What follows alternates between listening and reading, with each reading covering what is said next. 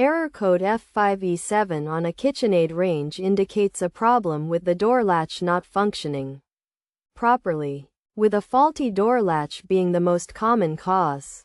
To resolve this issue, the first step is to reset the unit by powering it down using the circuit breaker, waiting for a minute, and then turning it back on to see if the error has been cleared. If the error persists, replacing the door latch is the next solution. This involves disconnecting the power cord, opening the oven door, and removing the screws on the lower side of the console to access the door latch assembly. The console should be carefully laid on a towel placed on the cooktop to prevent scratches.